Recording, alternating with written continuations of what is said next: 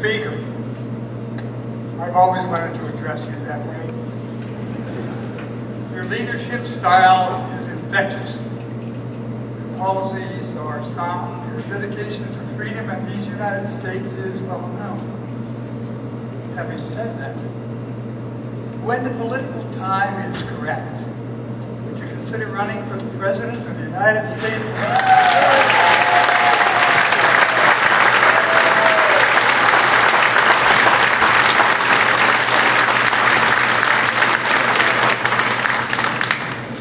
Well, let me just say that from now until February of 2011, we're going to do everything involving public policy, either at American Solutions or at the Center for Health Transformation.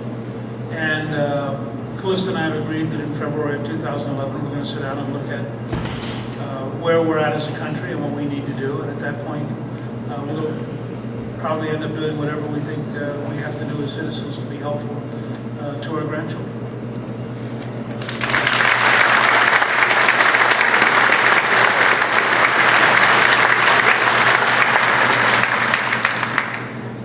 Thanks for coming today. I should say that I used to be one of your constituents. I lived in Cobb County, Georgia, but I moved back home. You talked about education, and education is dear to my heart. I have a 13-year-old. Her teachers admitted to me that they teach the test because what was a good idea has gone bad.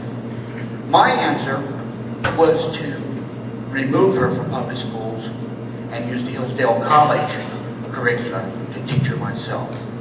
But what is the answer to No Child Left Behind that will keep them from having to teach the test? Well, I think you've got to find a new model which basically rewards real achievement, and where the purpose of the testing is to help the kids get ahead faster. I go to high schools and colleges. You can try this here locally. Go to your local colleges and say to the freshman class, if we had a program in West Virginia that if you could graduate in 3 years from high school, we would give you the cost of the 4th year to go to college or to vo-tech school. How many of you could have gotten through high school in 3 years? Virtually every hand will go up. Now that's telling you something very profound. If you then say, how many of you could have gotten through in 2 years? Between a third and half the hands will go up. The fascinating thing about the Basis School and about the Mastery School in Philadelphia is they have kids taking college class in the 9th, 10th grade and getting credit for it.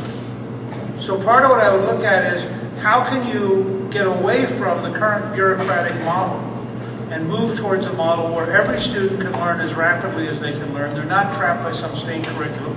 They're not bored to death. They're not sitting around waiting.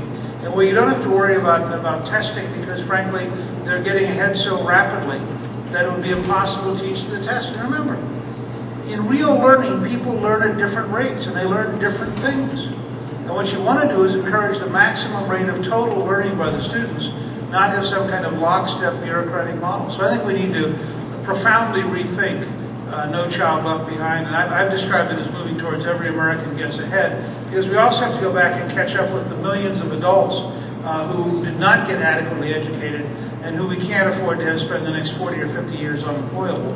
So we've got to find a way to get them to learn too.